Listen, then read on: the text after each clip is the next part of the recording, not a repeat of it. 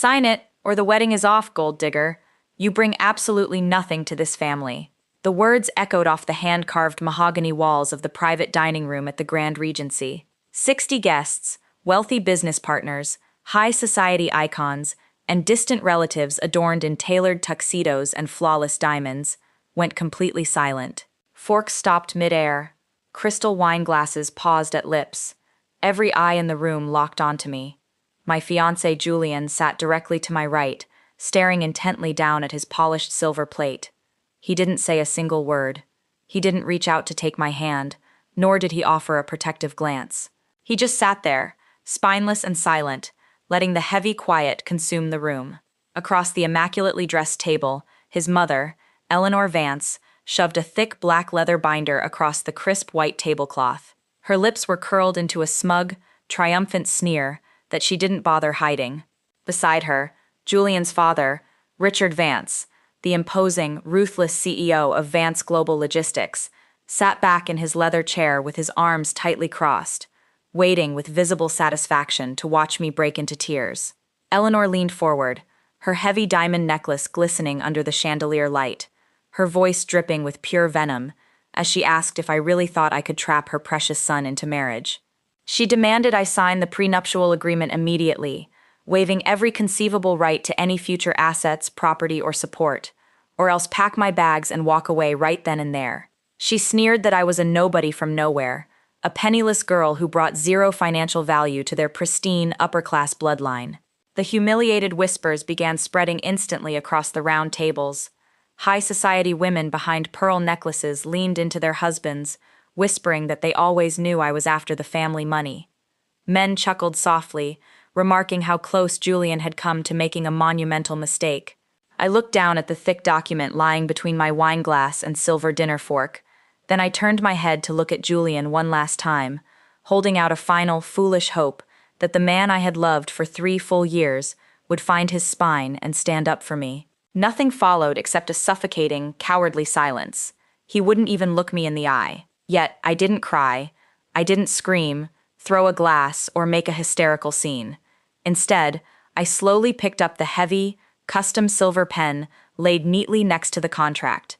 Eleanor's sneer broadened into a wide, victorious smile, clearly convinced that her public ambush had worked and that she had successfully brought me to my knees. That was her first mistake, because nobody in that glittering ballroom knew the truth. They had no idea who I actually was or what power I brought into that room. 3 months earlier, when Julian and I first got engaged, I knew his family was extraordinarily wealthy simply because the Vances made sure every human being within a 5-mile radius knew it. Richard ran a massive regional supply chain and warehousing corporation, and Eleanor was a high society socialite who measured a person's entire human worth by the brand of watch on their wrist or the zip code on their driver's license. From the very first day Julian brought me to their sprawling estate in the hills, Eleanor treated me like mud tracked across her spotless marble floors.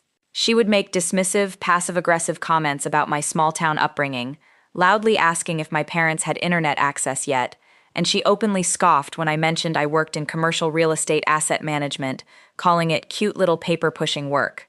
They constantly belittled my taste, my clothes, and my background, openly treating me like a pathetic charity case clinging desperately to their son's prestigious last name. Whenever I tried to pay for catering samples or suggested venues for our special day, Eleanor would overrule me instantly, calling my choices cheap, while Richard would laugh in my face and tell me to save my little allowance for dress alterations. Through all of it, Julian always pleaded with me in private to just bear with them. He kept claiming his father was under immense professional stress and promised that everything would magically change once the wedding rings were on our fingers. So I stayed calm. I played the quiet, modest, obedient girlfriend, allowing them to belittle my clothes, my family, and my career, entirely unaware that they were completely ignorant of what I actually did for a living. For the past 5 years, I had been serving as the Senior Vice President of Corporate Acquisitions for Apex Holdings, one of the largest private equity firms and commercial real estate conglomerates on the entire East Coast. Because I deeply valued my personal privacy, my name was almost never plastered over public press releases, as I preferred to let our extensive legal team handle public filings and official announcements.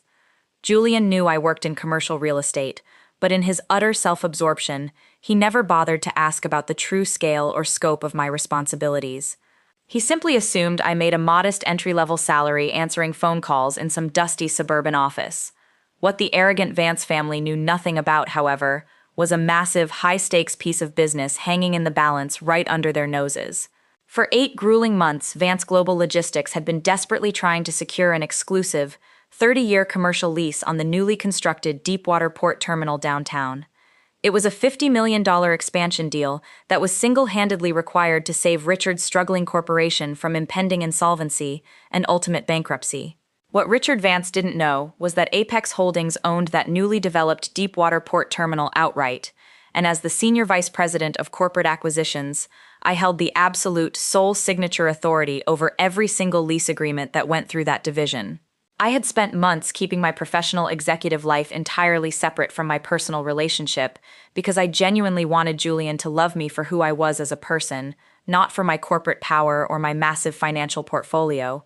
But as the wedding date drew closer, Julian's true colors became impossible to ignore. He didn't just stay quiet to keep the peace. He genuinely shared his parents' deep-seated classist arrogance and truly believed in his heart that he was rescuing a poor girl from obscurity. The week of the rehearsal dinner, Richard's demeanor had grown increasingly chaotic and explosive because Apex Holdings had deliberately delayed the final signature on the port terminal lease to conduct routine corporate compliance reviews. Richard was frantic, pacing back and forth, taking emergency phone calls in hallways, sweating profusely through his bespoke Italian suits, and barking orders at waitstaff. Yet, even as his multi-million-dollar empire hung by a microscopic thread, he still found time to collaborate with his wife on a plan to humiliate me. Together, he and Eleanor had secretly drafted a prenuptial agreement, so absurdly aggressive that it effectively stripped away every right I could ever have to shared marital assets, property, financial alimony, and even potential future parental rights. They had deliberately chosen to spring it on me right in the middle of the rehearsal dinner, surrounded by 60 of their most influential friends, board members, and high society peers, aiming to crush my spirit so publicly that I would sign out of sheer embarrassment and panic. They truly believed they had backed a helpless girl into a corner. They had no idea they had just walked willingly into a trap of their own making. Back at the head table, the air in the room felt thick enough to choke on. Eleanor was practically glowing with malicious joy, leaning across the table and urging me to sign if I wasn't just a penniless parasite after her family's fortune. I held the silver pen in my hand, slowly flipping through every page of their insulting document, taking my time to read every humiliating clause they had written. Then, with deliberate slowness, I laid the pen flat down on top of the unsigned prenup.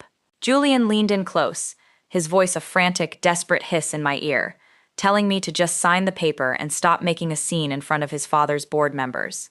I ignored him entirely. I reached calmly down into my structured leather briefcase resting beside my chair and pulled out a thick, navy blue folder heavily stamped with a gold corporate seal. I slid their insulting prenuptial agreement right back across the white tablecloth toward Eleanor's polished, manicured hands, and then I pushed my navy blue folder directly into the very center of the table.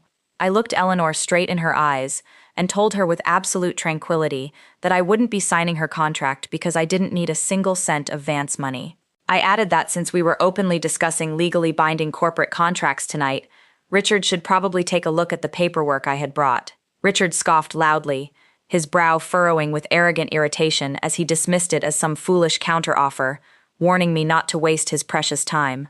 I leaned back in my chair, locked my eyes onto his, and calmly instructed him to open page 3 at the bottom right. Annoyed, Richard snatched the heavy folder off the table and snapped it open. The exact instant his eyes processed the official corporate letterhead of Apex Holdings, his entire body locked up like a statue. He stopped breathing.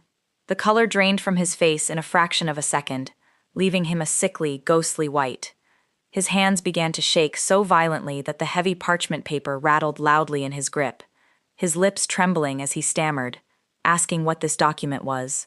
Turning my head so that every single guest in the silent ballroom could hear every syllable, I announced clearly that he was looking at the final, irrevocable denial notice for the Deepwater Port Terminal lease.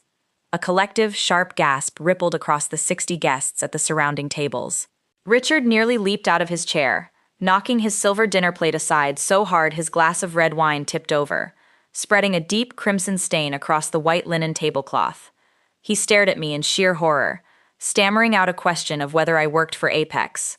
I looked at him with icy precision and replied that I didn't just work for them. I was the senior vice president of acquisitions and the sole executive trustee authorized to approve or reject every major commercial lease in the entire region. Eleanor, completely blind to corporate real estate, stared at her husband in total confusion, loudly demanding to know what he was talking about, and urging him to ignore my nonsense and make me sign the prenup. Richard, pushed entirely past his emotional breaking point by absolute panic, turned on his wife and frantically screamed at her to shut her mouth, shocking the entire high society audience into frozen, stunned silence. Richard rushed around the long table, practically dropping to his knees on the carpet right beside my chair, his trembling hands clasped together in a desperate, pathetic plea. He begged me by name, pleading with me not to do this, confessing aloud in front of his entire board that if Apex rejected the lease, his company's primary credit lines would be revoked by Monday morning, plunging Vance Global Logistics into total bankruptcy before the month was out. Julian sat frozen in his chair with his mouth hanging wide open, his face pale, looking back and forth between his begging, groveling father and me, stammering out a quiet, pathetic question, asking if I was secretly wealthy. I turned my head to look at Julian, feeling no fiery anger, but rather a deep, overwhelming sense of pity. I told him softly that I had been completely ready to build a life with him, to share my wealth, my resources, and my future with him unconditionally, but he had chosen to sit back quietly and watch his family attempt to crush and humiliate me. I stood up smoothly, pulling my tailored blazer neat and picking up my handbag. I turned to face the room of 60 frozen, wide-eyed guests and announced that there would be no wedding taking place on Saturday, and that Vance Global Logistics' terminal lease application was officially revoked permanently due to severe character and ethical noncompliance. Eleanor sat paralyzed in her chair, her face flushed red with unyielding humiliation as her wealthy socialite friends watched her powerful husband grovel at the feet of the woman they had spent all evening mocking as a penniless gold digger. I reached down, picked up my navy blue folder from the table, looked Richard dead in his panicked eyes, and offered a soft smile. I told him he had been entirely right when he said I brought absolutely nothing to his family, because as of tonight, he no longer had a family business left to bring anything to. I turned cleanly on my heel and walked out of the Regency ballroom, the crisp, rhythmic clicking of my designer heels against the polished marble floor serving as the only sound remaining in the room. The financial aftermath was swift, brutally efficient, and entirely uncompromising. Without the Deepwater Port Terminal lease to secure their corporate lines of credit, Vance Global Logistics lost its primary institutional investors within 48 hours. Word of the disastrous scene at the rehearsal dinner leaked directly to the financial press, sending their private valuation into an unrecoverable freefall. Within 3 months, Richard was forced to liquidate the entire company's assets at pennies on the dollar just to satisfy his mountain of angry creditors. The family lost their sprawling estate in the hills, their luxury vehicles, and their coveted standing in high society, while Eleanor's fair-weather friends completely abandoned her the moment she became the most notorious cautionary tale in the city. Julian tried calling, texting, and emailing me dozens of times every single day, weeping hysterically into voicemails, apologizing endlessly, and begging for a second chance to prove himself. I permanently blocked his number, filtered his email address, and never looked back. As for me, I used the substantial funds I had set aside for our lavish wedding to purchase a magnificent multi-million-dollar penthouse overlooking the city harbor, positioned directly across the water from the port terminal that Apex Holdings eventually leased to a vastly superior, highly ethical logistics firm. I walked away with my dignity entirely intact, having learned a priceless lesson about human nature. You should never, under any circumstances, lower your standards or hide your power for people who haven't earned the right to sit at your table. Have you ever been underestimated by someone who had no idea who they were dealing with? Tell me your story in the comments. If you enjoyed this story, like, subscribe, and turn on notifications for more revenge stories every week.